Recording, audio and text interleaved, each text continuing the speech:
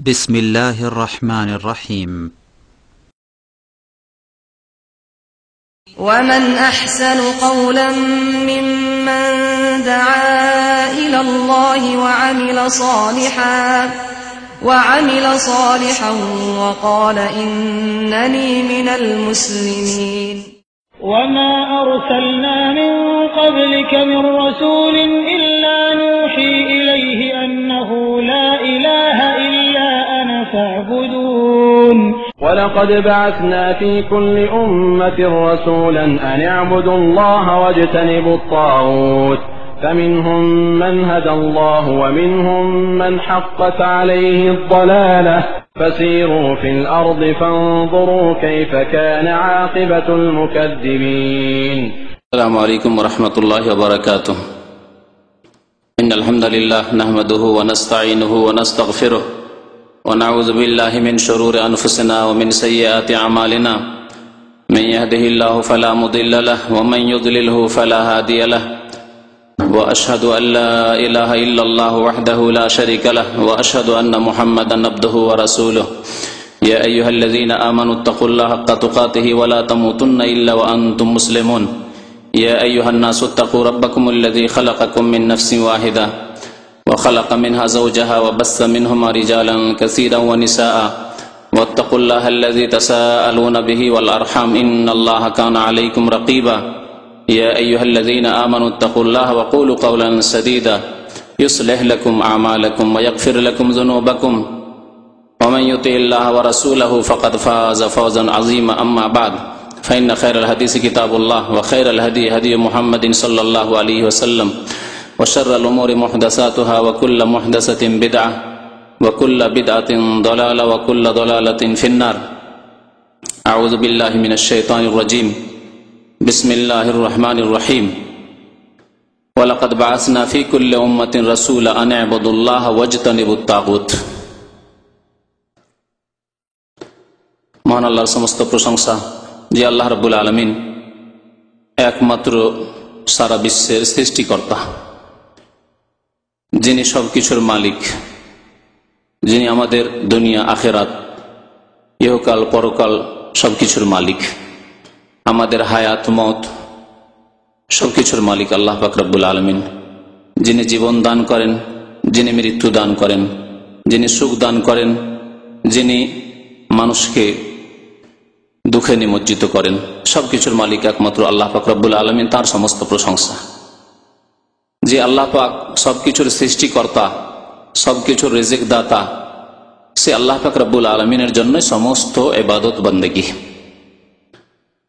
দরুদ ও সালাম নাযিল হোক প্রিয় নবী মুহাম্মদ রাসূলুল্লাহ সাল্লাল্লাহু আলাইহি ওয়াসাল্লামের উপর, যিনি আল্লাহ পাক রব্বুল আলামিনের পক্ষ থেকে শেষ রাসূল হয়ে প্রেরিত হয়েছিলেন এবং সমস্ত আম্বিয়ারা যেমন দাওয়াত দিয়েছিলেন একমাত্র আল্লাহ পাক রব্বুল আলামিনের একত্বের, তাওহীদের, ওয়াহদানিয়াতের, একমাত্র আল্লাহ পাক রব্বুল আলামিনের ইবাদত বন্দেগীর, একমাত্র আল্লাহ পাক রব্বুল আলামিনের সৃষ্টি যে সবকিছু তাঁর, রিজিক দাতা যে একমাত্র তিনি, এই তাওহীদের শিক্ষা দেওয়ার জন্য সমস্ত আম্বিয়া এবং রাসূল প্রেরিত হয়েছিলেন।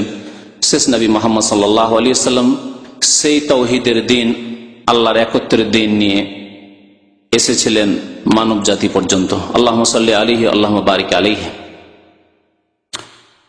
আজকে সংক্ষেপে আলোচনা করব, কারণ সময় 9:15 হয়ে গেছে, আর আপনাদের সাথে এর আগে ওয়াদা আছে যে 10টায় আমরা আলোচনা শেষ করে দেব।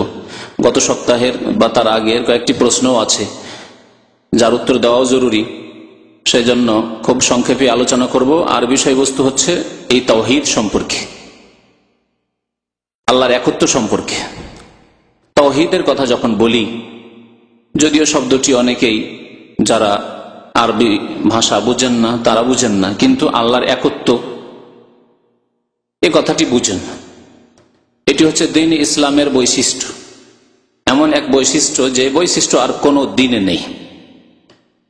যেসব দিন আল্লাহ পাক কোন জামানায়, কোন কালে নাযিল করেছিলেন, মনোনীত করেছিলেন, তারপরে সেই দিনগুলি, সেই ধর্মগুলি বিকৃত হয়ে গেছে, সেসব দিনেও নেই, সেসব দিনের অনুসারীদের মধ্যেও নেই।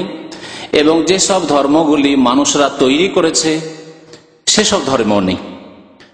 আমি যে দুটি কথা বললাম এর দ্বারা আশা করি বুঝতে পেরেছেন যে তাহলে যেই সব ধর্ম রয়েছে দিন ইসলাম ছাড়া সেগুলি দুই রকমের। দিন ইসলাম ছাড়া যেসব ধর্ম রয়েছে তার দুই রকমের। এক রকমের ধর্ম যেগুলো মানুষের তৈরি করা ধর্ম, মানব রচিত ধর্ম, হিন্দু ধর্ম, বৌদ্ধ ধর্ম, শিখদের ধর্ম, জৈন ধর্ম, এই রকম ধর্মগুলি হচ্ছে মানুষের তৈরি করা ধর্ম, মানব রচিত ধর্ম। এসব ধর্ম ঐশী বাণীর ভিত্তিতে পৃথিবীতে আসেনি, কিছু মানুষরা এগুলিকে রচনা করেছে।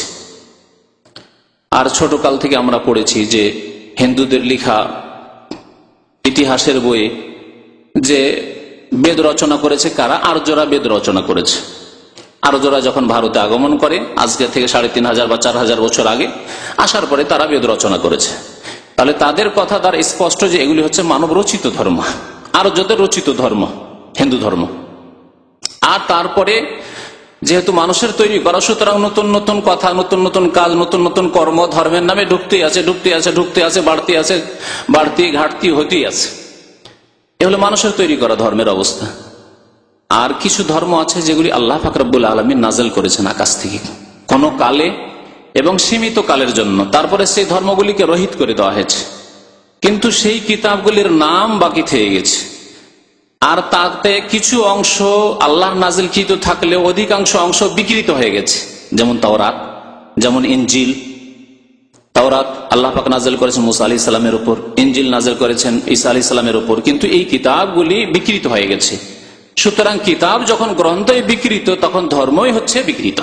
এই জন্য খ্রিস্টান ধর্ম বিকৃত, যদিও আল্লাহ নাজিলকৃত ধর্ম। ইনজিলের ধর্ম যদিও আল্লাহ নাজিলকৃত ধর্ম ছিল, কিন্তু বিকৃত ধর্ম, আসল রূপে নেই। বলাই মুশকিল যে কোনটি সঠিক কোনটি বেঠিক, কোনটা ঠিক কোনটা ভুল। এইরকমই যারা মুসা আলাইহিস সালামের অনুসারী হওয়ার দাবি করে ইহুদিরা, তারা সঠিক ধর্মের ওপর নেই, এমনকি মুসা আলাইহিস সালামের যে দিন নাজিল হয়েছিল তার ওপরেও নেই। একে তো সেই দিন রহিত, আল্লাহ পাক রব্বুল আলামিন তার রহিত ঘোষণা করেছেন, ক্যান্সেল, বাতিল, সেই দিন সেই ধর্ম বাতিল। তার ওপর সেই দিনের অবস্থা হচ্ছে যে তা বিকৃত, তাওরাত বিকৃত, ইনজিল বিকৃত, আসল রূপে নেই। কোরআনে কারীমকে আল্লাহ রাব্বুল আলামিন একটি বৈশিষ্ট্য দান করেছেন, তা হচ্ছে কোরআনে কারীমের শব্দে কেউ বিকৃতি নিয়ে আসতে পারবে না, অক্ষরে কেউ বিকৃতি নিয়ে আসতে পারবে না।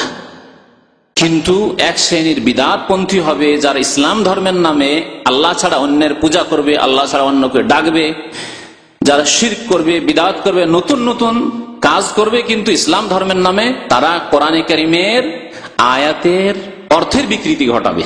তা ঘটিয়েছে মাজার পূজারীরা, কবর পূজারীরা, পীর পূজারীরা, যতগুলি বাতিলপন্থী সুফিবাদে যারা বিশ্বাসী, যতগুলি সুফিবাদ রয়েছে বাংলাদেশের প্রেক্ষাপটে চরমনাই, শর্ষিনা থেকে শুরু করে আটরসি, মাইজ ভান্ডারি, যত তরিকা রয়েছে।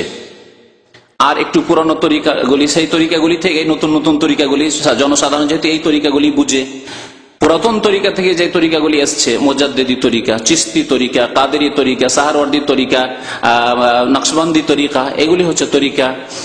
তো এই সব তরিকাগুলি হচ্ছে কি মানুষের তৈরি করা, মানুষের তৈরি করা। আর এই মানুষ যে তৈরি করেছে, যেমন হিন্দুদের ধর্ম রচিত, মানব রচিত, এরকম এগুলি মানুষ রচিত, মানুষের তৈরি করা। এতে কিছু তারা সাহারা নেওয়ার চেষ্টা করেছে, তারা কিছু প্রমাণ টেনে নিয়ে আসার চেষ্টা করেছে কোরআন থেকে, হাদিস থেকে, কিভাবে কোরআন এবং হাদিসের অর্থে বিকৃতি ঘটিয়ে, অপব্যাখ্যা করে। জি, আল্লাহ পাক রব্বুল আলামিন সেই উদ্দেশ্যে কোরআন কারীমে সেই আয়াতগুলি নাযিল করেননি, নবী কারীম সাল্লাল্লাহু আলাইহি ওয়াসাল্লামের সেই হাদিসগুলি সেই উদ্দেশ্যে বলা হয়নি যে উদ্দেশ্যে তারা সেগুলির অপব্যাখ্যা করে, তারা ব্যবহার করে। তো এইভাবে শিরক ঢুকেছে মুসলিম উম্মতে। তো বলছিলাম যে তাওহীদ হচ্ছে ইসলামের বৈশিষ্ট্য, তাওহীদ হচ্ছে ইসলামের বৈশিষ্ট্য, সে কথায় ফিরে আসি। তাছাড়া যতগুলি ধর্ম রয়েছে সেগুলিতে শিরকের অনুপ্রবেশ ঘটেছে। আর ইসলামে যারা অনেকেই মুসলিম বলে দাবি করে, ইসলামের কিতাব হেফাজত রয়েছে, সুরক্ষিত রয়েছে, অর্থাৎ কোরআনে কারীম মাহফুজ রয়েছে, সুরক্ষিত রয়েছে, তাতে শব্দের বিকৃতি ঘটেনি।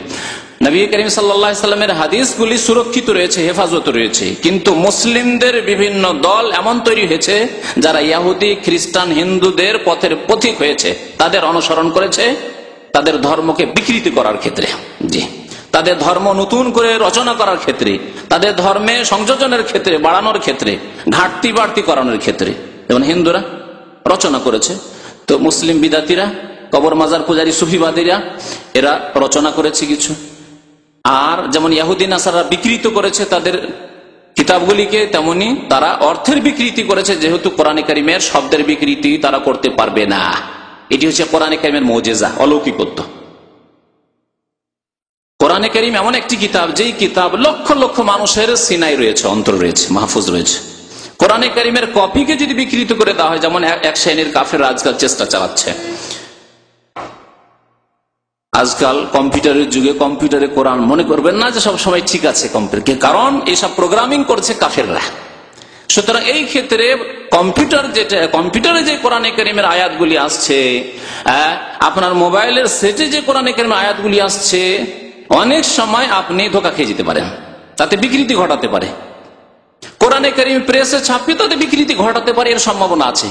কিন্তু লক্ষ লক্ষ মুসলিম ছেলে মেয়েদের সেনায়, বুকে যে কোরআনে কারিম মাহফুজ রয়েছে, জি, কিতাবেও রয়েছে আর সদুরে রয়েছে, অর্থাৎ বক্ষেও রয়েছে, এই সিনা থেকে, এই বক্ষ থেকে ছিনিয়ে নেওয়া যাবে না, আর তা বিকৃত করা সম্ভব নাই। এইভাবে আল্লাহ পাক রব্বুল আলামিন কোরআনে কারিমের যে মুজিজা, অলৌকিকত্ব, হেফাজতের, আল্লাহ পাক রব্বুল আলামিন লৌহে মাহফুজে এই আয়াত লিখে রেখেছেন, লৌহে মাহফুজে।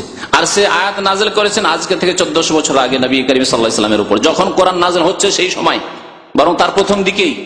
ইন্না নাহনু নাযালনা যিকরা ওয়া ইন্না লাহু লাহাফিজুন, নিশ্চয় আমি এই কোরআন, এই জিকির, এই উপদেশ, দ্বীনে ইসলামের উপদেশ, উৎস কোরআন এবং সুন্নাহ হাদিস নাযিল করেছি, ওয়া ইন্না লাহু লাহাফিজুন, আর নিশ্চয় আমি তার হেফাজত করব,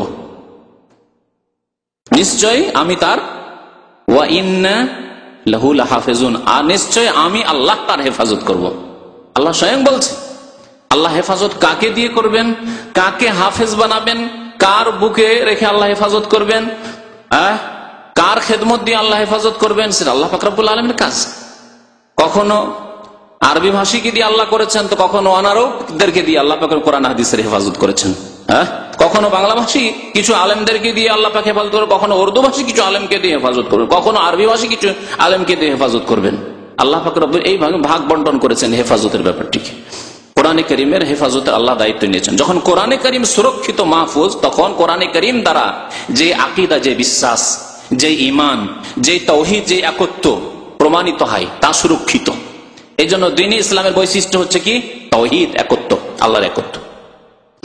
এই আল্লাহর একত্ব কোন ধর্মে পাবেন না। যদিও তাওহীদের জন্য তাওরাত নাযিল হয়েছিল, তাওহীদ প্রতিষ্ঠার জন্য, আল্লাহর একত্বকে মানব জাতির মধ্যে প্রতিষ্ঠা করার জন্য তাওরাত নাযিল করা হয়েছিল।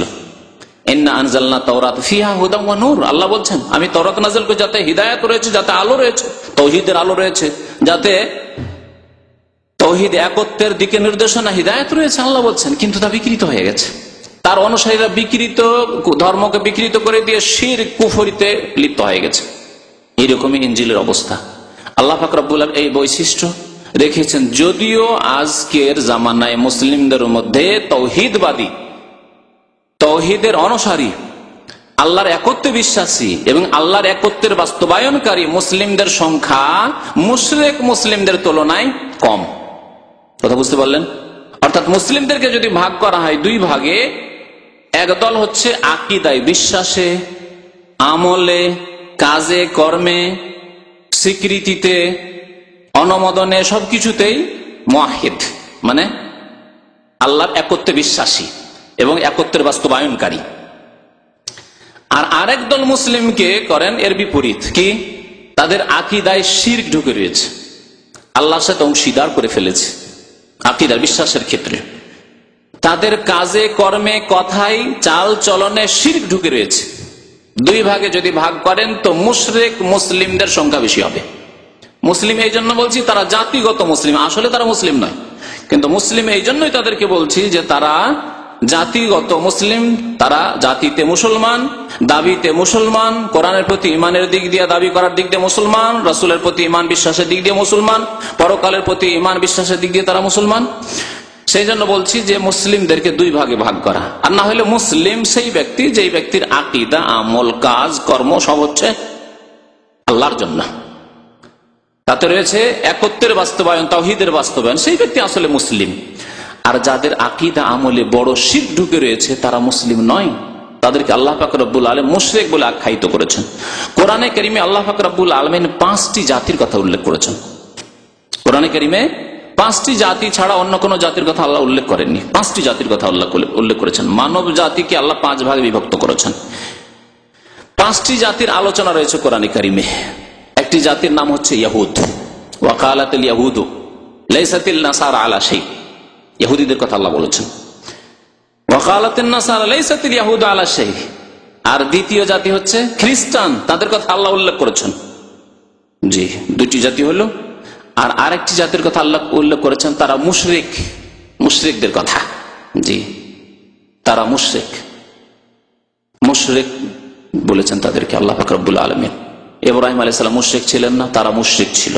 জি, তো এই 3 নম্বর হলো মুশরিক। মুশরিক কারা? যাদের আকীদা আমলে আল্লাহর সাথে অংশীদার স্থাপন করেছে, সে প্রতিমা পুতুলকেই হোক, আর কবর মাজারকেই হোক, আর কোন গাছ গাছরাকে হোক, কোনো কিছুকে হোক না কেন, নদীকে হোক, পাহাড় পর্বতকে হোক, আর আগুনকে হোক, অগ্নি পূজকদের মতো কোনো কিছুকে হোক না কেন, যারা আল্লাহর সাথে অংশীদার স্থাপন করেছে তার প্রভুত্বে অথবা তার ইবাদত বন্দেগীতে, তারাই মুশরিক। তৃতীয় শ্রেণীর মানুষ। চতুর্থ শ্রেণী কি হইতে পারে দেখি আপনাদের কাছ থেকে জবাব নেই। হ্যাঁ, 5 ভাগ বললাম না, যে মানব জাতিকে আল্লাহ পাক রব্বুল কোরআনে কারীমে 5 ভাগে বিভক্ত করেছেন এবং তাদের কথা উল্লেখ করেছেন। হ্যাঁ, 4 নম্বরে কারা? নাস্তিক। নাস্তিকদের কথা আল্লাহ পাক রব্বুল আলামিন তেমন উল্লেখ করেনি একটি আয়াত ছড়া। আর তারা ওই মুশরিকদেরই অন্তর্ভুক্ত। কারণ মুশরিক যারা আল্লাহর সাথে অংশীদার স্থাপন করে, আর যে ব্যক্তি নাস্তিক সেই ব্যক্তি তার মনের পূজা করলো, তাদেরকে বলা হয়েছে মনের পূজারী, তাদেরকে বলা হয়েছে। আফারাআইতা মান ইত্তাবা ইলাহাহু হাওয়াহু, যারা মনের পূজা করে, মনকে যারা ইলাহ উপাস্য বানিয়ে ফেলেছে, সুতরাং মুশরিক বললে তারা নাস্তিকরা তাদের অন্তর্ভুক্ত। তাদের কথা একটি আয়াতে ওয়ামা ইউহলিকুনা ইল্লা দাহর মা হাযিহি ইল্লা হায়াতুনা দুনিয়া, এই তো পৃথিবী হচ্ছে আমাদের পার্থিব জীবন, ভোগ বিলাসের জীবন। হ্যাঁ, নামত ওয়া নাহিয়া, যাতে কিছু লোকেরা আমরা আজকে জন্ম নিচ্ছি আর কিছু লোক মরছে, আজকে কিছু লোক মরলো তো কিছু লোক আজকে জন্ম নিল। ওয়ামা ইউহলিকুনা ইল্লা দাহর, আর যুগের আবর্তন বিবর্তনে আমরা পৃথিবী থেকে ধ্বংস হব, মরবো, আর কি, আর কিছু নেই। একটি আয়াত ছাড়া নাস্তিকদের কথা আল্লাহ পাক উল্লেখ করেন, কারণ নাস্তিকতা মানুষের প্রকৃতি বিরোধী। এই জন্য নাস্তিকতার জন্য, নাস্তিকতার প্রচারের জন্য রাশিয়া, চায়না, বার্মা, হ্যাঁ, এইরকম আরো পূর্ব ইউরোপের বেশ কিছু দেশ, হ্যাঁ, এমনকি দক্ষিণ ইয়ামান পর্যন্ত ঢুকেছিল, কিন্তু কোন জায়গায় সাকসেসফুল, সফল হতে পারেনি। নাস্তিকতা হয়েছে মরমর অবস্থা। জি, পশ্চিমবঙ্গে দীর্ঘদিন এই নাস্তিকতার দল কমিউনিস্টরা থাকলো, কিন্তু সেখানেও সাকসেসফুল হতে পারেনি। তারা বলছে আমরা কি একটু মডিফাই করা কমিউনিজম নিয়ে এসেছি, আমরা আসল কমিউনিজম নিয়ে আসিনি। কমিউনিজমের বাস্তবায়ন করা তারা দাবি করে না।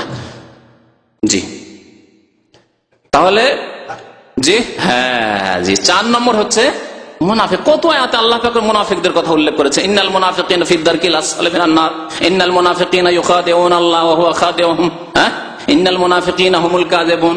সূরা মুনাফিকুন একটি সূরার নামই হচ্ছে সূরা কাদ আফলাহ, কি সূরা ইযা জাআকাল মুনাফিকুনা ক্বালু নাশহাদু ইন্নাকা লা রাসূল। মুনাফিক, আর মুনাফিকদের সংখ্যা পৃথিবীতে বহু আছে, বিশেষ করে মুসলিম সমাজে। আজকাল যারা আল্লাহ বিশ্বাসী নয়, পরকালে বিশ্বাসী নয়, কিন্তু মুসলিম সমাজের 90% মুসলিম, সেখানে হয়তো 10% কাফের বাস করে। সেই দেশে তাদেরকে নেতৃত্ব করতে হবে, সেই দেশে তাদেরকে ব্যবসা বাণিজ্য করতে হবে, সেই দেশে তাদেরকে রাষ্ট্রপতি হইতে হবে, সেই দেশে তাকে প্রধানমন্ত্রী হইতে হবে, সেই দেশে তাদেরকে থাকতে হবে, সুতরাং সেই গ্রামে বাস করতে হবে। সুতরাং কি করে, ভিতরে কুফরি গোপন রেখে মুসলিম হওয়ার কথা বলে যে আমি মুসলিম। অনেকে নাম রাখে, ডবল ডবল নাম রাখে, অর্ধেক মুসলিম অর্ধেক হিন্দু, হ্যাঁ ঠিক না, নাম রাখে এরকম করে। এরা মুনাফিক। আল্লাহ পাক মুনাফিকদের কথা উল্লেখ করেছেন কোরআনে কারীমে, বহু জায়গায় উল্লেখ করেছেন। কারণ মুনাফিক একটা শক্তিশালী দল ছিল মদিনায়। মদিনায় আসার পরে মুনাফিক জন্ম নেয়, মক্কায় মুনাফিক ছিল না। দুর্বল থাকলে মুনাফিক জন্মায়। হ্যাঁ, যদি কাফেররা দুর্বল হয় তাহলে মুনাফিক জন্মায়, কাফের যদি শক্তিশালী হয় তাহলে মুনাফিক জন্মাবেন না। মক্কায় যেন মুনাফিক জন্মায়নি, মক্কায় একটি মুনাফিক খুঁজে পাবেন না। এক রহস্যের কথা শোনেন, মক্কায় যা ছিল কাফের, আবু জাহেল কাফের, আবু লাহাব কাফের, খোলাখুলি শত্রুতা করছে, প্রকাশ্য শত্রুতা, প্রকাশ্য নির্যাতন চালাচ্ছে মুসলিমদের উপর। কিন্তু মদিনায় তা পাবেন না। মদিনায় দেখলো যেন উপায় নেই, আমাদেরকে সুখে থাকতে হলে এখন বলতে হবে যে মুসলিম, আর কাজ করতে হবে কাফেরদের মতো কাজ, ইসলামের ক্ষতি করতে হবে। জি, এই জন্য আমি এর আগে আরেকটা আলোচনা বলেছিলাম যে মুনাফিক মুসলিম দেশগুলিতে পাবেন, কাফের দেশে মুনাফিক খুঁজে পাওয়া মুশকিল। কারণ সেখানে কুফরি শক্তিশালী, সেখানে মুনাফিক করতে পারবেন না। সেখানে তো প্রকাশ্য দ্বারা কুফরি করলে কোনো অসুবিধা নেই। চারটি দল হলো।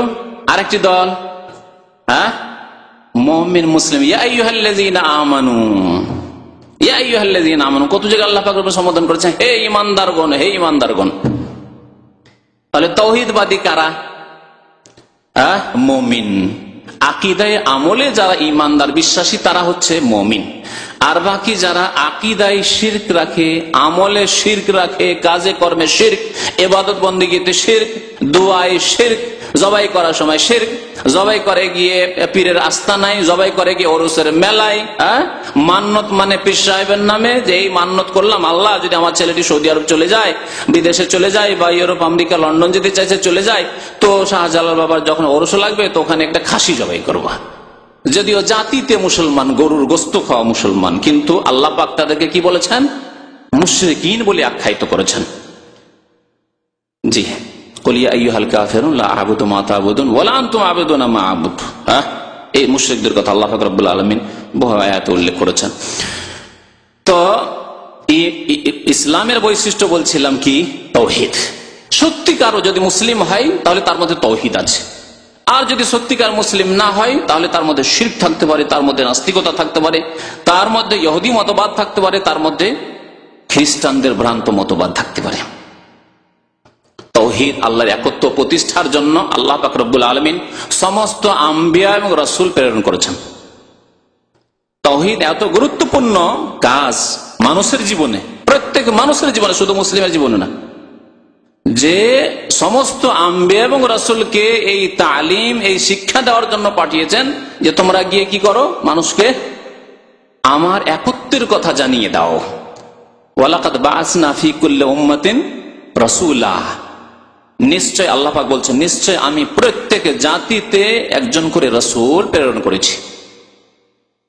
আনা ইবাদুল্লাহ, এই মর্মে এই কথা জানিয়ে দেওয়ার জন্য তাদের মাধ্যমে আল্লাহ পাক স্বয়ং কোন মানুষের সাথে কথা বলে জানাননি। মা কানা লিবাশারিন আন ইউকাল্লিমাহুল্লাহু ইল্লা ওয়াহয়ান আও মিন ওয়ারাই হিজাব। মহান আল্লাহ ইরশাদ করেছেন যে কোন মানুষের পক্ষে সম্ভব নয় যে তার সাথে আল্লাহ কথা বলবেন, ইল্লা ওয়াহয়ান, ওয়াহি ছাড়া। ওয়াহি করেছেন কার উপর? আম্বিয়া এবং রাসূল গণের উপর। আও মিন ওয়ারাই হিজাব, অথবা পর্দার আড়াল থেকে।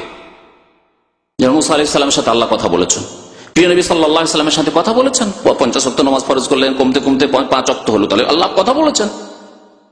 কিন্তু আল্লাহ বলছেন মিন ওয়ারাই হিজাব, পর্দার আড়াল থেকে। কোন মানুষের সাথে কথা বলে আল্লাহ পাক রব্বুল আলামিন বলেন ইন্নী আনা আল্লাহ, আমি আল্লাহ, আমার ইবাদত করো। নবী ছাড়া আর কাউকে আল্লাহ পাক বলেননি। হ্যাঁ, ইন্নী আনা আল্লাহ যে কথাটি বললাম মুসা আলাইহিস সালামকে আল্লাহ বলেছেন তুর পাহাড়ে, ইন্নী আনা রাব্বুকা ফাখলানা আলাইকা, হে মুসা আমি তোমার রব, সুতরাং তুমি আমার দরবারে আমার সামনে যদি আসো তাহলে তুমি তোমার জুতা খুলে আসো। ইন্নাকা বিল ওয়াদিল মুকাদ্দাসে তুয়া, তুমি তুয়া নামক পবিত্র স্থানে অবস্থান করছো এখন বা এসেছো। তো কি বলছিলাম, সমস্ত আম্বিয়া রাসূলকে আল্লাহ পাক রব্বুল আলামিন কি শিক্ষা দেওয়ার জন্য পাঠিয়েছেন? তাওহীদের শিক্ষা দেওয়ার জন্য পাঠিয়েছেন। প্রথম শিক্ষা তাদের তাওহীদ, আল্লাহর একত্ব। প্রথম শিক্ষা এই নয় যে সত্য কথা বলবে, হ্যাঁ অবশ্যই এসব শিক্ষা দিয়েছেন, কিন্তু প্রথম শিক্ষা সেই শিক্ষা না। প্রথম শিক্ষা নামাজ নয়, প্রথম শিক্ষা রোজা নয়, প্রথম শিক্ষা হজ করা নয়, প্রথম শিক্ষা যাকাত দেওয়া নয়, প্রথম শিক্ষা মাতা পিতার সেবা নয়। এসব শিক্ষা ইসলাম দিয়েছে, আম্বিয়া কেরামরা দিয়েছেন, কিন্তু প্রথম শিক্ষা দিয়েছেন কি? ওয়ালাকাদ বা'আসনা ফী কুল্লি উম্মাতিন রাসূলা, প্রত্যেক জাতিতে আমি একজন করে রাসূল প্রেরণ করেছি, এই মর্মে যে তারাই শিক্ষা দেবেন আনে ইবাদুল্লাহ, একমাত্র আল্লাহর ইবাদত বন্দেগী করবে, একমাত্র আল্লাহর ইবাদত বন্দেগী করবে। আল্লাহর ইবাদত বন্দেগী প্রতিষ্ঠা করলে একমাত্র তার করতে হবে। আল্লাহর ইবাদত বন্দেগী করলাম আর তার সাথে সাথে আল্লাহর ইবাদত বন্দেগীর কিছু অংশ, একটি হোক আর দুটি হোক আর 10টি হোক আর সবগুলি হোক, যদি আল্লাহ ছাড়া অন্যকে দিয়ে দেওয়া হয়, এর নাম হচ্ছে শিরক।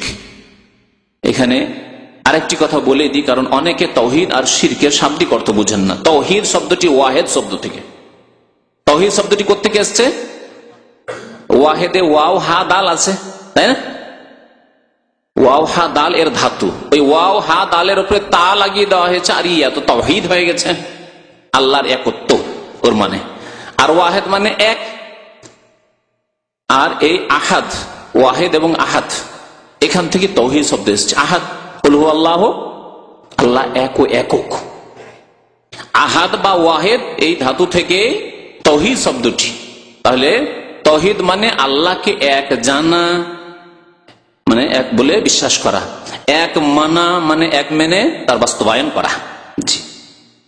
আর শিরক শব্দটি শারাকা থেকে, শিন রা কাফের ধাতু থেকে এসেছে, এর মানে হচ্ছে অংশীদার করা, অংশীদার করা। এই জন্য আমরা নিজেদের ভাষায় বলি, যদি কেউ ব্যবসায়ী কারো সাথে পার্টনারশিপে ব্যবসা করে, কারো যদি কোনো অংশ থাকে, তাহলে কি বলি? এই লোকটি অমুকের শরীক। হ্যাঁ, এই লোকটি অমুকের শরীক রয়েছে, মানে পার্টনার রয়েছে। শরীক মানে পার্টনার, আর শিরক মানে হচ্ছে পার্টনারশিপ। জি। তো এইভাবে আমরা বিভিন্ন ক্ষেত্রে যেখানে কোনো অংশ রয়েছে, একটা জমিতে দুইজন শরীক রয়েছেন, দুইজনের অংশ আছে, বলছেন আমার শরীক, এই লোকটি আমার শরীক, আমার ব্যবসায় শরীক, আমার এই জমিতেই শরীক, আমার এই বিল্ডিং এর শরীক, হ্যাঁ, আমার এই মার্কেটে শরীক, শরীক বলছেন। তো আল্লাহ পাক রব্বুল আলামিনের একটি গুণে অথবা একাধিক গুণে, অথবা আল্লাহ পাক রব্বুল আলামিনের একটি ইবাদতে অথবা একাধিক ইবাদতে যদি কেউ অন্য কোনো কিছুকে, কোনো ব্যক্তিকে যদি কি করে, অংশীদার স্থাপন করে, ইমানের বিশ্বাসে স্থাপন করে, অথবা কাজে কর্মে অংশীদার স্থাপন করে, বিশ্বাস করে না কিন্তু ওই কাজে কর্মে আল্লাহর অংশীদার স্থাপন করে দিল, অথবা কাজে কর্মে কোনোদিন শিরক করেনি কিন্তু তার বিশ্বাস আছে, বিশ্বাস আছে যে আল্লাহর অনেক অংশীদার আছেন। আল্লাহ পাক রব্বুল আলামিন ওলি আউলিয়াদেরকে, নবী রাসূলদেরকে, আল্লাহর নেক বান্দাদেরকে, বুজুর্গানে দ্বীনকে আল্লাহ পাক রব্বুল আলামিন বহু ক্ষমতা দেন। তারা ইচ্ছা করলে সন্তান দিতে পারেন, তারা ইচ্ছা করলে কাউকে মেরেও দিতে পারেন, তারা ইচ্ছা করলে কারো রোগ ভালো করে দিতে পারেন, তারা ইচ্ছা করলে কাউকে উদ্ধার করে দিতে পারেন, তারা ইচ্ছা করলে কারো সর্বনাশ করে দিতে পারেন। বাস আমার যাচ্ছে, এই রাস্তায় চলছে আর মাজার রয়েছে, এই রাস্তার উপর যদি আমার বাস ডেলি ওখানে গিয়ে কিছু পয়সা না দেয়, নজরানা পেশ না করে, তাহলে এই আল্লাহর ওলি যদি ইচ্ছা করেন তাহলে আমার বাসকে একেবারে কি করে দিবে, শেষ করে দিবে, এবার সর্বনাশ আমার হয়ে যাবে। কোন দিকে কোন বিপদ আপদ চলে আসে, সেজন্য ড্রাইভারকে নসিহত করে উপদেশ দিয়ে রেখেছে, করে না করে না? হ্যাঁ, জি। হিন্দুরাকে দেখা যায় যে মন্দির যদি রাস্তার কাছে মন্দির থাকে তো ওখানে থেমে 8 আনা 4 আনা 1 টাকা যা হোক আর একটা তার সাথে ফুল দিয়ে আসবে। ওই রকমই কবর পূজারী মুসলিম যারা মুশরিক, মুসলিম নামে মুসলিম কিন্তু কাজে কর্মে আকীদায় যারা মুশরিক, তারা কি করে, তাদের ড্রাইভাররা কি করে, তাদের খালাসিরা কি করে, এটা ফুল রাখে আর তার সাথে কিছু পয়সা নিয়ে গিয়ে নজরানা অফিসের মাজারে পেশ করিয়ে বাসটা থামিয়ে তারপরে সেখান থেকে চলবে, না হলে জানি না কি যে বিপদ আসে রে বাবা। কাজেও করলো, আকীদায় থাকলো। হয়তো কোনো লোক থাকতে পারে কৃপণ, কোনদিন পয়সা দিতে গেল না কিন্তু ভয় আছে, ভয়ে ভীত, কি জানি কোনদিন পয়সা তো দিই না, এখান দিয়ে রাত দিন আমার গাড়ি চলাচল করে, কিন্তু কোন বিপদ যে চলে আসে বলা যায় না, বলা যায় না কোন বিপদ চলে। কেন? আল্লাহর ওলি আউলিয়াদেরকে আল্লাহ পাক এরকম ক্ষমতা দিয়েছেন। তাহলে আকীদায় শিরক আছে। এই জন্য বলছি আকীদাতে শিরক থাক অথবা আমলে থাক, দুটোর একটাতে থাক, অথবা দুটোতেই শিরক থাক, মুশরিক। তো তাওহীদ আর শিরককে বুঝে নেওয়ার পরে আসেন যে সমস্ত আম্বিয়া এবং রাসূলগণকে আল্লাহ পাক রব্বুল আলামিন কি জন্য প্রেরণ করেছেন?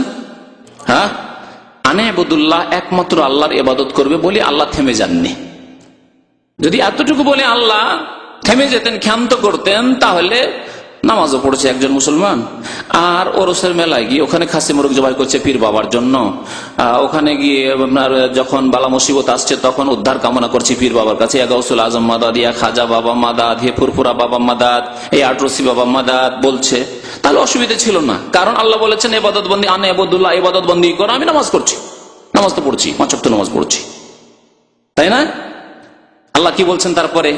ওয়াজতানিবু তাগুত, আল্লাহ ছাড়া অন্যের পূজা থেকে বেঁচে থাকো, আল্লাহ ছাড়া অন্যের ইবাদত থেকে বেঁচে থাকো, আল্লাহ ছাড়া অন্যকে আল্লাহর অংশীদার করা থেকে বেঁচে থাকো। তাগুত, তাগুত মানে আল্লাহ পাক রব্বুল আলামিন ছাড়া কারো ক্ষেত্রে যদি আপনি সীমা লঙ্ঘন করেন, আল্লাহ পাক রব্বুল আলামিন যে সীমানা দিয়েছেন ইবাদত বন্দেগীর, সেই সীমানা হচ্ছে ইবাদত একমাত্র আল্লাহর জন্য, নবীর জন্য নয়। ইবাদত কার জন্য? একমাত্র আল্লাহ পাক রব্বুল আলামিনের জন্য।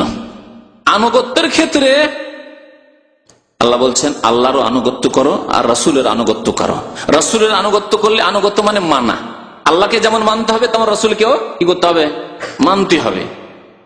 খুব সহজ ভাষা এই জন্য বলছি যে অল্প পড়াশোনা মানুষ হলে বলছে দেখ এখানে আবার শিরিক কেন হইল না, এখানে কেন শিরিক হইল না? আমি যদি সেজদা করে দিই নবীকে, নবীর কবরে গিয়ে যদি সেজদা করে দিই, ওলিয়া উলিয়ার কবরে যদি সেজদা করে দিই, তাহলে মুশরিক হয়ে যাব? ইয়া গাউসুল আজম বললে মুশরিক হয়ে যাব? খাসি মোরগ যদি জবাই করি পীর বাবার নামে তাহলে মুশরিক হয়ে যাব? যদি বলি যে ওই দারুল উলুম দেওবন্দে একটি গাছ যেখানে প্রথম পড়াশোনা শুরু করেছিল ডালিম গাছ, আর সেই গাছের তলায় বসে চোখ বন্ধ করে একটু মোরাকাবা করলে যদি যতই মুশকিল কিতাব হোক সব আসান হয়ে যাবে, এই আকীদা রাখলে মুশরিক হয়ে যাব? আর রাসূলের আনুগত্য করলে কেন মুশরিক হব না? হ্যাঁ, আল্লাহ বলছেন ওমাইয়ুতিউর রাসূলা ফাকাদ আতা আল্লাহ, আল্লাহর কথা মানতে হবে আর রাসূলের কথা মানতে হবে। যে রাসূলের কথা মানবে সে আল্লাহরই কথা মানলো, কারণ রাসূলুল্লাহ সাল্লাল্লাহু আলাইহি ওয়াসাল্লাম নিজের পক্ষ থেকে কোনো কথা বলেননি, যা বলেছেন কার পক্ষ থেকে? আল্লাহর পক্ষ। পার্থক্য বুঝতে পারছেন? কিন্তু রাসূলুল্লাহ সাল্লাল্লাহু আলাইহি ওয়াসাল্লাম কোথাও ইবাদতের ক্ষেত্রে, সেজদার ক্ষেত্রে, দোয়ার ক্ষেত্রে যে আমার অন্তর খুলে দেবে, আমি মুশকিল থেকে মুশকিল কথা আমি বুঝতে পারবো, মুশকিল থেকে মুশকিল কিতাব বুঝতে পারবো, মুশকিল থেকে মুশকিল হাদিস ফিকহ মাসলা বুঝতে পারবো, যদি আমি ওখানে গিয়ে বসি যেখানে কাসেম নানুতুবি সাহেব প্রথম ক্লাস শুরু করেছিলেন, হ্যাঁ এটি শিরক, জি এটি শিরক, বড় শিরক এটি। কারণ এর মালিক একমাত্র আল্লাহ পাক রব্বুল আলামিন, নবীও মালিক নন। কেউ যদি এই আকীদা রাখে যে মসজিদে রাসূলুল্লাহ, মসজিদে নববীতে যেখানে প্রিয় নবী সাল্লাল্লাহু আলাইহি ওয়াসাল্লাম কত না দিনের দর্শ দিয়েছেন, দিনের শিক্ষা দিয়েছেন, সেখানে যদি চোখ বন্ধ করি, বলুন তো যদি আপনাকে তুলনা করি, পাশাপাশি বলি যে এক জায়গায় দর্শ আরম্ভ করেছেন কাসেম নানুতুবি, দেওবন্দ মাদ্রাসার প্রতিষ্ঠাতা তিনি, আর আরেক জায়গায় দর্শ শুরু করেছিলেন প্রিয় নবী মুহাম্মদুর রাসূলুল্লাহ সাল্লাল্লাহু আলাইহি ওয়াসাল্লাম, কোন জায়গা বেশি বরকতময়? বলুন। যেখানে রাসূলুল্লাহ সাল্লাল্লাহু আলাইহি ওয়াসাল্লাম দর্শ শুরু করে সেটা বরকতময় নয়? এই বরকতময় হওয়ার প্রমাণ আছে, কিন্তু আমি আপনি কোন আলেম কাসেম নানুতুবি কোন জায়গায় দর্শ শুরু করে সেই জায়গা বরকতের জায়গায় কোনো প্রমাণ নেই। একটি হাদিস দেখান যে কোন জায়গায় দর্শ শুরু করা হয়েছে সেই জন্য সেই জায়গায় একবার চিরকালের জন্য বরকতের হয়ে গেছে, একটি দলিল দেখান, নেই। তারপরও মনে করে নিলাম যে হ্যাঁ কিছু বরকত আছে, ঠিক আছে, দিনের কথা সেখানে পড়াশোনা চর্চা হয়েছে, যতক্ষণ হচ্ছে ততক্ষণ বরকত আছে। উদাহরণ দিয়ে বলি আপনাকে, এই জায়গায় যতক্ষণ দিনের আলোচনা হচ্ছে অবশ্যই বরকত আছে, এটা হাদিস দ্বারা প্রমাণিত যে মাজতামা কওমুন ফি বাইতিন মিন বুয়ুতিল্লাহ ইয়াতলুনা কিতাবাল্লাহি ওয়া ইয়াতাদারাসুনা বাইনাহুম ইল্লা নাযালাত আলাইহিমুস সাকিনাতু ওয়া হাফফাত আলাইহিমুল মালায়েকা ওয়া গাশিয়াতহুমুর রাহমা। নবী করিম সাল্লাল্লাহু আলাইহি ওয়াসাল্লাম মুসলিম শরীফের হাদিসে বলছেন যে কোন জাতি যদি কোন জায়গায় একত্রিত হয় আর সেখানে আল্লাহর কিতাবের কথা শোনানো হয় আর একে অপরকে শেখায়, তাহলে আল্লাহর পক্ষ থেকে প্রশান্তি নাজিল হয় আর রহমত তাদেরকে ঢেকে নেয়, আর তাদের কি হয়, ফেরেশতা চারিদিক থেকে ঘিরে ফেলে তাদেরকে, হাফফাতহুমুল মালায়েকা। কতক্ষণ? যতক্ষণ দিনের কথা আলোচনা হচ্ছে, দিনের আলোচনা শেষ, তারপরে রুমকে লক করে দেওয়া হলো বা এই হল বন্ধ করে দেওয়া হলো, তখনই কি ফেরেশতা ঘিরে বসে আছে নাকি? তখনও ফেরেশতা ঘিরে বসে আছে না, ভিত্তিহীন কথা। তাহলে যতক্ষণ পর্যন্ত দিনের দার্স ওই জায়গায় হয়েছে ততক্ষণ পর্যন্ত আল্লাহর রহমত ছিল। যদি সত্যি দিনের দার্স, তাওহীদের দার্স হয়ে থাকে, কোরআন সুন্নাহর দার্স হয়ে থাকে, তাহলে যেই জায়গায় প্রিয় নবী মুহাম্মদুর রাসূলুল্লাহ সাল্লাল্লাহু আলাইহি ওয়াসাল্লাম ছাত্র ছিলেন আর জিবরিল আলাইহিস সালাতু ওয়াস সালাম এসে বলছেন ইকরা ইকরা বিসমি রাব্বিকাল্লাযী খালাক, কোন জায়গা? গারে হেরা, হেরা পাহাড়ের গুহা, জাবালে নূর, সেই জায়গায় বেশি বরকত আছে না ওই দেওবন্দ হাটহাজারী তার ফুটিয়াতে বেশি বরকত আছে? বলেন দেখি। তাহলে ওই জায়গায় গেলে মুশকিল থেকে মুশকিল সমস্যার সমাধান হয়ে যায় ওই ডালিম গাছের তলায় বসলে, আর কেন এই আকীদা ইসলামে নেই যে হীরা পাহাড়ের গুহায় কেউ যদি চোখ বন্ধ করে বসে তাহলে সেখানে গেলে সমস্ত সমস্যার সমাধান হয়ে যায়? এই কথা কেন ইসলামে নেই? আছে? আছে কোথাও ইসলামে? জি, দেখছেন কিভাবে শিরক ঢুকে আছে মুসলিম সমাজে। যাদেরকে ওলি আউলিয়া মনে করছেন, যাদেরকে মনে করছেন হাকিমুল উম্মাত, যাদেরকে মনে করছেন যে দিনের কত বড় বড় খাদেম এরা ছিলেন, তাদের মধ্যে কিভাবে শিরক ঢুকে আছে। আর এই কথা যদি কারো সন্দেহ থাকে তাহলে আমাদের কয়েক ভাই এখানে আছেন, দাম্মামে আছেন, তাদের আত্মীয় বংশের লোকেরা শিক্ষক দেওবন্দের, তাদের বংশের লোকেরা দেওবন্দের শিক্ষক, তাদের কাছ থেকে খোঁজ খবর নিতে পারেন। আমি সরাসরি সনদটা খুব কাছিয়ে দিচ্ছি যাতে করে আপনাকে সরাসরি যাওয়ার দরকার নাই। কথা বুঝতে পেরেছেন? আর তাদের নাম যদি চান তবু দিয়ে দেবো, তারা এখন ছুটিতে গিয়ে আছে। এখানে মঙ্গলবারের দর্শনে তারা বসতো, যদি থাকতো তো দেখিয়ে দিতাম হাত দিয়ে। বুঝতে পারছেন? তারা আমাকে বলেছেন যে সত্যি কথা। আর তারা তো বললো এখন আজকে থেকে প্রায় 20 বছর আগে আমার ওস্তাদ এক দেওবন্দি ছিল, দেওবন্দ থেকে ফারিক কাসেমি, তার কাছে তিন দেওবন্দির কাছে আমি পড়েছি। তো তাদের কাছ থেকে সরাসরি শোনা, যারা ওখানে 8 বছর 10 বছর করে পড়ে ফারিক হয়ে এসছে, তাদের কাছ থেকে শোনা যে ওখানে বড় মুশকিল মাসলা, পরীক্ষার দিনে পড়াশোনা বুঝতে পারছে না কোনো ছাত্র, তখন তাদেরকে নসিহত করা হয় ওস্তাদের পক্ষ থেকে, যাও ডালিম গাছের তলায় বসো। ডালিম গাছটা 100-150 বছর আগে ছিল, ও বুড়ো হওয়ার পরে কাটা হয়ে গেছে, সব শেষ হয়ে গেছে, কিচ্ছু নেই, সাফ হয়ে গেছে। তারপর ডালিম গাছের তলায় গিয়ে কিছুক্ষণ বসো, দেখো যে তোমার সব সমস্যার সমাধান হয়ে যাবে, কথাবার্তা বুঝতে পারবে ওস্তাদের, আর তাড়াতাড়ি তোমার কিতাব মুখস্থ হয়ে যাবে, আর পরীক্ষায় তুমি পাস করবে। জি, বুঝতে পারলেন? জি, এগুলি হচ্ছে শিরক।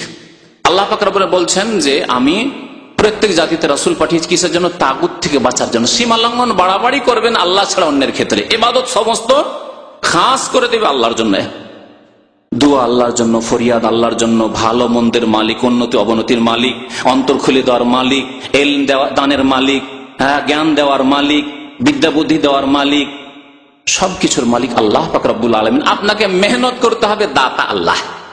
আপনাকে মেহনত করতে হবে, ঘরে বসে থাকবেন, আল্লাহ দেবেন না। যে যে সাবজেক্টের আছেন নিজ নিজ সাবজেক্টে মেহনত করেছেন, একজন ইঞ্জিনিয়ার ইঞ্জিনিয়ারিং মেহনত করেছেন, ডাক্তার ডাক্তারিতে মেহনত করেছেন, একজন আলেম তার কোরআন হাদিস ফিকহ ইত্যাদিতে মেহনত করেছেন, তারপরে তারা পণ্ডিত হয়েছে আপন আপন সাবজেক্টে। কিন্তু দাতা আল্লাহ, দাতা ওলি নয়, পীর নয়, জিলানি নয়, চিস্তি নয়, কেউ না। জি, এ হচ্ছে তাওহীদ, ওয়াজতানিবুত তাগুত। তাওহীদ, এই আল্লাহর একত্ব এমন একটি বিষয়, যেই বিষয় হচ্ছে সর্বপ্রথম ফরজ বিষয়। একজন মানুষকে প্রথম আদেশ কিসের করবেন? নামাজ পড়তে বলবেন? হ্যাঁ, বলবেন যে দেখো তোমার লজ্জাস্থানের হেফাজত করবে, এই কথা বলবেন। হ্যাঁ, তোমার জবানটা কন্ট্রোলে রাখবে, জবানের হেফাজত করবে, এই কথা বলবেন। আল্লাহ কি বলেছেন? হ্যাঁ, তাওহীদের কথা বলেছেন প্রথম। ইয়া আইয়ুহান নাস উবুদু রাব্বাকুম, একমাত্র তোমাদের রবের ইবাদত করো। আর একটি আয়াত বলি বেশি স্পষ্ট, ওয়াকাদা রাব্বুকা আল্লা তা'বুদু ইল্লা ইয়াহু ওয়া বিল ওয়ালিদাইনি ইহসানা।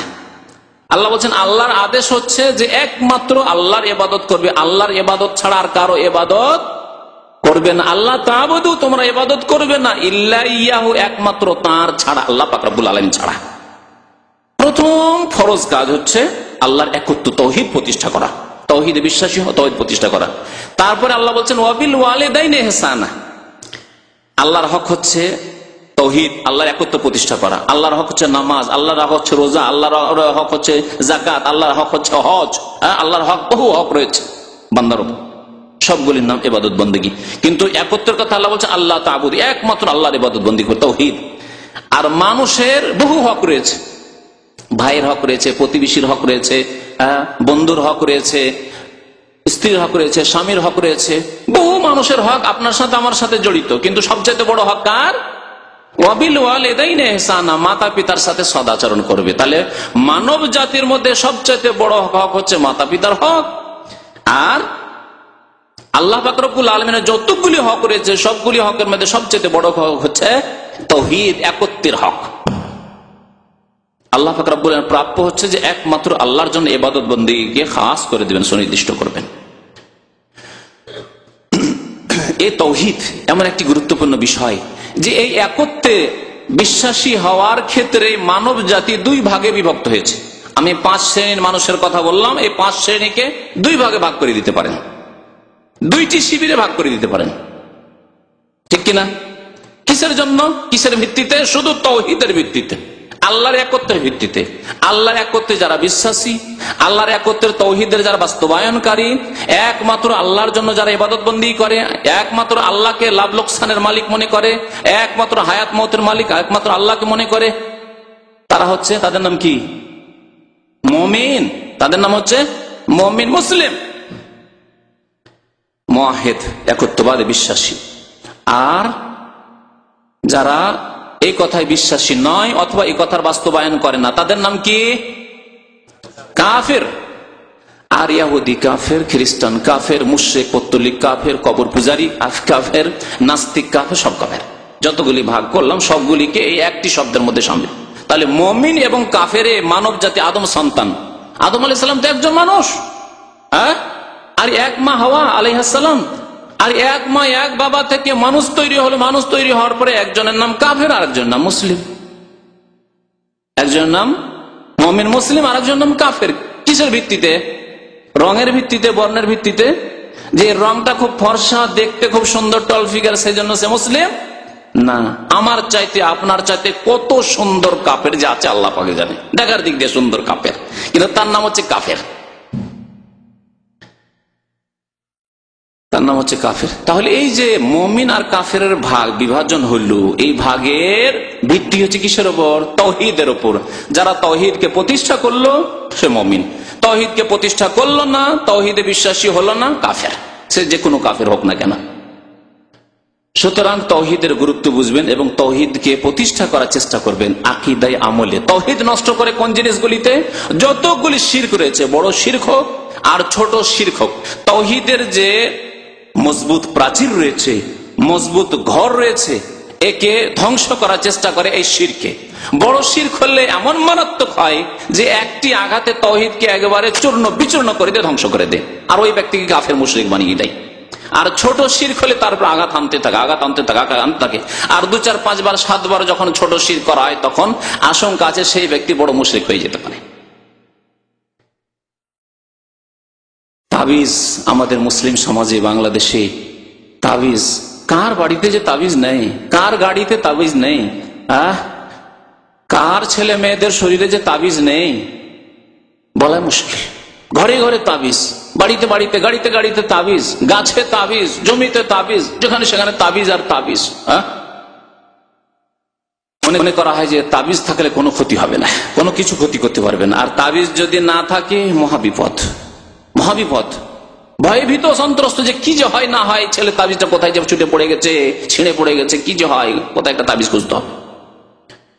এই তাবিজ যদি মনে করা হয় যে আল্লাহ পাক রব্বুল আলামিন সবকিছুর মালিক, কিন্তু তাবিজ থাকলে আমার বিপদ আপদ হালকা হবে, ছোট শিরক করলেন। কিন্তু এই তাবিজ কিছুদিন থাকলে এমন তাবিজের উপর আস্থা ভরসা হয়ে যায় যে আঘাত খেয়ে খেয়ে খেয়ে তাওহীদ ধ্বংস হয়ে যায়, তারপরে বড় মুশরিকে পরিণত হয়। পুরোপুরি তাবিজের উপর ভরসা, আল্লাহর উপর ভরসা নেই। জি, তারপরে নবী করিম সাল্লাল্লাহু আলাইহি ওয়াসাল্লাম বলেছেন, মান তাআল্লাকা তামিমাতান ফাকাদ আশরাকা, যে ব্যক্তি তাবিজ ঝুলালো সেই ব্যক্তি শিরিক করলো। বাড়িতে ঝুলান, গাড়িতে ঝুলান, গাছে ঝুলান, আর নিজের স্ত্রীর গায়ে ঝুলান, নিজের গায়ে ঝুলান, ছেলে মেয়েদের গায়ে ঝুলান, ফাকাদ আশরাকা, সেই ব্যক্তি শিরিক করলো।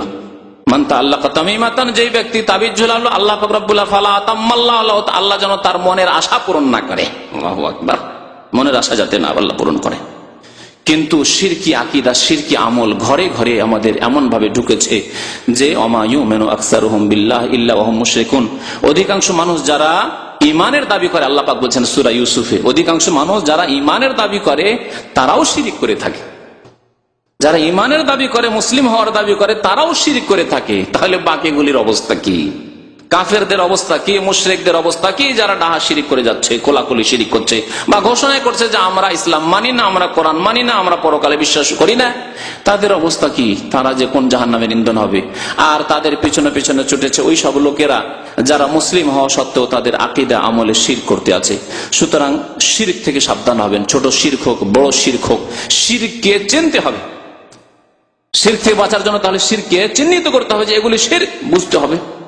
হুযায়ফা রাদিয়াল্লাহু তাআলা তাই বলছেন যে কানান নাসু ইয়াসআলুনা আনিল খাইর ওয়া কুনতু আসআলু আনিশ শার, লোকেরা মঙ্গল সম্পর্কে ভালো কথা জিজ্ঞেস করত, ইতিবাচক কথা জিজ্ঞেস করত, আর আমি নেতিবাচক কথা জিজ্ঞেস করতাম, আমি মন্দ কথাগুলি জিজ্ঞেস করতাম। জি, তাহলে আপনাকে মন্দগুলি জানতে হবে বাঁচার জন্য, যে মাজারে যাওয়া শিরক, জি, পাকা কবর করা শিরক, জি, কবরে চাদর চড়ানো শিরক, ওরস লাগানো শিরক, জি, সেখানে গিয়ে মান্নত করা শিরক, সেখানে গিয়ে খাসি মোরগ জবাই করা শিরক, সেখানে নারী পুরুষ একাকার হয়ে ভিড় ভাড় করা, এগুলি শিরক, শিরকের সাহায্য করা এবং শিরকের সমর্থন করা। আর শিরক করার জন্য যায়, ওদের জন্য কোথায় দোয়া করতে যায়? নিজের জন্য দোয়া করতে যায় পীর বাবার কাছে, ঠিক না? এগুলি কথা জানতে হবে, তাহলে তাওহীদ প্রতিষ্ঠা হবে। আল্লাহ বলছেন ফামান ইয়াকফুর বিত্তাগুত ওয়া ইউমিন বিল্লাহ, আল্লাহ ছাড়া অন্যকে অস্বীকার করার পরে ঈমান প্রতিষ্ঠা হবে। আর ঈমানের দাবি করেন শুধু ঈমান করে, আর আল্লাহ ছাড়া অন্যকে অস্বীকার করলেন, কবর মাজারকে অস্বীকার করলেন না, কবর মাজারে সেজদা করাকে অস্বীকার করলেন না, ভালো মন্দ যে কবর মাজার থেকে আসে ওই কথাকে অস্বীকার করলেন না, এইসব শিরকি আকীদা আমলকে অস্বীকার করলেন না, তাহলে মুসলিম হতে পারবেন না। ওয়া ইউমিন বিল্লাহি ফাকাদ ইসতামসাকা বিল উরওয়াতিল উসকা, আল্লাহর প্রতি ঈমান নিয়ে আসতে হবে। আল্লাহ ছাড়া দেবী দেবতা, কবর মাজার আর তাবিজ তোমার বালা এসবকে অস্বীকার করি। আল্লাহ যেন আমাদেরকে তৌফিক দান করেন, আল্লাহ আমাদেরকে শিরক বিদআত থেকে বেঁচে থাকার যেন তৌফিক দান করেন, আল্লাহ আমাদেরকে সমস্ত গুনাহ থেকে পাপ থেকে বেঁচে থাকার তৌফিক যেন দান করেন। আল্লাহ রাব্বুল আলামিন আমাদেরকে নেক আমলের তৌফিক দান করেন, 5 ওয়াক্ত নামাজ কায়েম করার যেন তৌফিক দান করেন। আল্লাহ যেন আমাদেরকে দুনিয়াতেও সুখী করেন, আখিরাতেও সুখী করেন, আমাদের অসুবিধাগুলিকে দূর করে দেন, বালা মুসিবত দূর করে দেন, আমাদের অসুস্থতা দূর করে দেন, ব্যাধি আল্লাহ দূর করে দেন, আমাদের যারা অসুস্থ রয়েছেন তাদের অসুস্থতা দূর করে দেন। আল্লাহ যারা পেরেশান রয়েছে তাদের পেরেশানিকে আল্লাহ পাক দূর করে দেন। আল্লাহ পাক রব্বুল আলামিন যাদের রিজিকের ব্যবস্থা নেই, যাদের কাজ করার ব্যবস্থা নেই, আল্লাহ যেন তাদের রিজিকের ব্যবস্থা করে দেন। রব্বানা আতিনা ফিদ দুনিয়া হাসানা ওয়া ফিল আখিরাতি হাসানা ওয়া কিনা আযাবান নার। ওয়া সাল্লাল্লাহু আলা নাবিয়িনা মুহাম্মদ ওয়া আলা আলিহি ওয়া সাহবিহি আজমাইন। এক ভাই জিজ্ঞাসা করেছেন সিগারেট খাওয়ার শরঈ হুকুম কি, দলিল সহ জানাবেন। হয়তো নতুন ব্যক্তি জিজ্ঞাসা করেছেন, না হলে আমার গত প্রায় 2-3 বছর আগের বক্তব্য আছে 1.5 ঘন্টার ক্যাসেটে ধূমপানের বিধান বলে, তাতে বলি আপনাকে 12টি আয়াত আর 14টি হাদিস আছে। 12টি আয়াত আর 14টি হাদিস আছে, তাহলে 12 আর 14 কত? 26টি দলিল প্রমাণ আছে তাতে পেশ করা, হয় আল্লাহর কথা না হয় রাসূলের কথা, যে ধূমপান হচ্ছে হারাম, ধূমপান হচ্ছে হারাম। জি, ধূমপান মাকরুহ নয়, মাকরুহ বলে কিছু নেই, সব মিথ্যা কথা। আমাদের দেশে জর্দা খাওয়া মৌলবীগুলি, জর্দা খাওয়া হুজুরগুলি তামাক খাবে, তো ওরা হারাম ফতোয়া দিয়ে দিলে তো জনসাধারণ ধরে নেবে, এই হুজুর আপনি জর্দা খাচ্ছেন ওটাও তামাক দিয়ে। তার কারণ শিক্ষিত লোকেরা, ডাক্তার ইঞ্জিনিয়ার যারা সিগারেট খোর তারা তো বুঝে যে কি দিয়ে কি তৈরি হয়। হ্যাঁ, পার্থক্য শুধু দেখার দিক দিয়ে, না হলে আপনি জর্দা খাচ্ছেন তাতে তামাক রয়েছে, আর আমি সিগারেট খাচ্ছি, বিড়ি খাচ্ছি তাতেও তামাক রয়েছে, পার্থক্য কোথায়? আপনার জন্য জায়েজ হয়ে গেল ভদ্রতার সাথে জর্দা খাওয়া, হ্যাঁ, আর আমার জন্য হারাম হয়ে গেল। সেই জন্য বিদাতি মোল্লারা হারাম বলে ফতোয়া দেয় না। আল্লাহ পাক রব্বুল আলামিন, রাসূল এইরকম ক্ষতিকারক জিনিসগুলিকে হারাম করেছেন, খাবায়েসের অন্তর্ভুক্ত করেছেন। আল্লাহ খাবায়েসকে হারাম করেছেন আর তয়্যিবাতকে হালাল করেছেন। আমি এর জন্য কোরআন হাদিসের দলিল ছাড়াও বহু যুক্তি পেশ করে থাকি, কারণ জনসাধারণ অনেক সময় যুক্তি বুঝে। কোন ব্যক্তি যদি নামাজিও না হয় আর তাকে বলি সিগারেটটা তোমাকে মসজিদে খেতে হবে, তাও খাবে না, খাবে? নামাজ পড়ে না, আর ওকে যদি বললি যে বাবা তোমাকে সিগারেটটা মসজিদে খেতে হবে, খাবে না। হেই, পাপে পুড়ে মরে যাবো, এই কাজ করা যায়? করবে না। আর যদি বলি তোমাকে বাথরুমে সিগারেট খেতে হবে, বলছি না অসুবিধা নেই, এটা তো আমি সকালে করি, না হলে তো পায়খানা হয় না আমার। বহু লোককে জানি আমি, ছোটকাল থেকে এই খবরগুলি জানি, যে অনেক লোক আছে বিড়ি খাওয়া সিগারেট খাওয়া, তাদের ভোরে উঠে বাথরুমে যাওয়ার আগে সিগারেট না ধরালে আর সিগারেট নিয়ে বাথরুমে না ঢুকে ওই সিগারেটের মধ্য দিয়ে ওই পায়খানার গন্ধ না টানলে ওর পায়খানা ক্লিয়ার হবে না। জি, বাস্তব সত্য কথা, কোনো বাড়াবাড়ি কথা বলছেন, সত্য কথা না? জি, তাহলে দেখেন খাওয়াইস না তয়্যিবাত। আর ভাত গোস্ত একটা স্যান্ডউইচ নিয়ে, কোনদিন দেখেছেন কোন লোকে যে বাথরুমে ঢুকলে স্যান্ডউইচ নিয়ে, হ্যাঁ, একটা ব্রেড নিয়ে বাথরুমে ঢুকলে, যে সময় বেশি নাই, ব্যস্ত আছি, তো একটু বাথরুমও করা হবে আর আমার ব্রেডটা খাওয়া হবে, দেখেছেন কোন লোককে? তাহলে বোঝা গেল যে এগুলি তয়্যিবাত। মসজিদে যদি বলি যে বাবা মসজিদে একটু খাওয়া দাওয়া করেন, কোনো অসুবিধা নেই, ঠিক আছে, জায়েজ আছে। আল্লাহ পাক রব্বুল আলামিন 2 ভাগে বিভক্ত করেছেন পৃথিবীর জিনিসগুলিকে। এক হচ্ছে তয়্যিবাত, যেগুলিকে আল্লাহ হালাল, উহিল্লা লাকুমুত তয়্যিবাত, আল্লাহ বলছেন তোমাদের জন্য তয়্যিবাতকে হালাল করা হয়েছে। ওয়া ইউহাররিমু আলাইহিমুল খাবায়েস, খাবায়েসকে হারাম করার জন্য আম্বিয়া এবং রাসূলগণ প্রেরিত হয়েছেন, আল্লাহ কোরআনে বলেছেন। এগুলি হচ্ছে খবিস। জি। 2 নম্বর প্রশ্ন হচ্ছে দাড়ি রাখা ওয়াজিব না সুন্নত? এর জবাব জানার জন্য 1.5 ঘন্টার ক্যাসেট শুনবেন, তাতে দলিল সহ বলা হয়েছে। এবং দাড়ি রাখা হচ্ছে ওয়াজিব, সুন্নত নয়। দাড়ি রাখা হচ্ছে ওয়াজিব, কারণ নবী করিম সাল্লাল্লাহু আলাইহি ওয়াসাল্লাম আদেশ করেছেন। যে আদেশ আল্লাহর রসুলের পক্ষ থেকে হয় সেই আদেশ পালন করা, হ্যাঁ বলেন, জরুরি না আপনার খেয়াল খুশি করলে করেন, না করেন? বলেন, আপনাকে এইভাবে জিজ্ঞাসা করছি, তাহলে বুঝতে পারবেন। আল্লাহ রসুল সাল্লাল্লাহু আলাইহি ওয়াসাল্লাম আদেশ করেছেন, আপনি কি বলতে পারবেন যে নবীর আদেশ ইচ্ছা হলে করলাম, নাই না করলাম? অথচ আপনি খাঁটি মুসলিম, নামাজি মুসলিম। বলেন, আপনি কি ভাবতে পারেন এই কথা যে আল্লাহ নবীর আদেশ হইলে করলাম, নাই না করলাম? ভাবতেই পারেন না এই কথা একজন নামাজি মুসলিম। হ্যাঁ, বেনামাজির কথা বলবো না, কারণ বেনামাজি নামাজি তো পড়ে না, সে তো ইসলামের গণ্ডিতে নেই, তো তার কথা। সে আল্লাহকে ভয় করে না, পরকালকে ভয় করে না, পরকাল সম্পর্কে চিন্তাশীল নাই। জবাব দিতে হবে কালকে আমাদের, প্রথম জবাব দিতে হবে নামাজ সম্পর্কে, তার ওই হুদিসই নেই, তাকে দাঁড়িয়ে কথা বলে লাভ কি হবে? কিন্তু একজন নামাজি মানুষ যে আল্লাহ বিশ্বাসী, পরকালে বিশ্বাসী, সেই ব্যক্তি কি করে এই কথা ভাবতে পারেন যে আল্লাহ রাসূল আদেশ করেছেন, বললে মন হইলে করলাম, নাই করলাম? এই কথা ভাবা যায়? অসম্ভব কথা। হ্যাঁ, সুন্নত কাকে বলে? নবী করিম সাল্লাল্লাহু আলাইহি ওয়াসাল্লাম কখনো করেছেন, কখনো করেন, তার আমলের ক্ষেত্রে কখনো করেছেন, আবার কখনো ছেড়েছেন, এগুলিকে সুন্নত বলা হয়। যেমন দিনে রাতে 12 রাকাত সুন্নত নামাজ নবী করিম সাল্লাল্লাহু আলাইহি ওয়াসাল্লাম পড়েছেন, সফরে ছেড়েছেন, কখনো অসুস্থ থাকলে ছেড়েছেন। তাহাজ্জুদের নামাজ সুন্নত, কখনো পড়েছেন, কখনো অসুস্থ থাকলে হয়তো পড়তে পারেননি। জি, এগুলি হচ্ছে সুন্নত, করেছেন কিন্তু আদেশ করেননি। নবী করিম সাল্লাল্লাহু আলাইহি ওয়াসাল্লাম যদি আদেশ করতেন তাহলে তা ওয়াজিব হয়ে যেত, কারণ আল্লাহ বলছেন আতিউল্লাহ ওয়া আতিউর রাসূল, আল্লাহর আনুগত্য করো, রাসূলের আনুগত্য করো। তার রাসূলের আদেশ মানা ফরজ। নবী করিম সাল্লাল্লাহু আলাইহি ওয়াসাল্লাম বলেছেন ওয়াফুল লোহা, দাড়ি বাড়াও। কত হাদিস রয়েছে। অতিরিক্ত শোনার জন্য, বিস্তারিত শোনার জন্য সেই ক্যাসেটটি শুনবেন। আশা করি আপনি সঠিক পথ পাবেন। আমার বহু ভাই রয়েছেন, এই মজলিসে হয়তো অনেকে রয়েছেন যারা দাড়ি রাখতেন না, কিন্তু আমার সেই ক্যাসেট শোনার পর, অনেক শিক্ষিত মানুষ, ডাক্তার, ইঞ্জিনিয়ার মানুষ, তারা এই ক্যাসেট শোনার পরে যখন আল্লাহর প্রতি ঈমান হয়েছে, রাসূলের প্রতি ঈমান হয়েছে যে না, দাড়ি রাখা ওয়াজিব ভাই, আর আমি 5 ওয়াক্ত নামাজ পড়ি, দাড়ি রেখেছেন তারা। বহু লোক এরকম আছেন, এই দামে আছেন। জি, নাম দিয়ে বলার প্রয়োজন নেই। একবার জিজ্ঞেস করেছেন, প্রশ্ন, মারাত্মক প্রশ্ন, কেউ যদি বলে আল্লাহ বললেও আমি এই কাজ করব না, আস্তাগফিরুল্লাহ ওয়া আতুবু ইলাইহি, বলেন লা ইলাহা ইল্লাল্লাহ, তার বিধান কি? এটি হচ্ছে ইসলাম নষ্টকারী বিষয়, ইসলাম ধ্বংসকারী বিষয়। কেউ যদি বলে আল্লাহর কথা আমি মানবো না, একে বলা হয়েছে আল্লাহ বললেও আমি শুনবো না। এ হচ্ছে কুফর ইস্তিগবার এবং কুফরের জহুদ, দুটোই। কুফরের বিভিন্ন প্রকরণ বা কিসিম বর্ণনা করেছেন ওলামারা। তার মধ্যে একটি হচ্ছে যে অহংকার প্রদর্শন করে অস্বীকার করা। আল্লাহ ইবলিসের কথা বলছেন আবা ওয়াস্তাকবারা ওয়া কানা মিনাল কাফিরিন। ইবলিস শুধু এই সেজদা করেনি, আল্লাহর এই আদেশটি পালন করেনি এ কথা নয়, কি করেছিল সে? আবা, অস্বীকার করেছিল।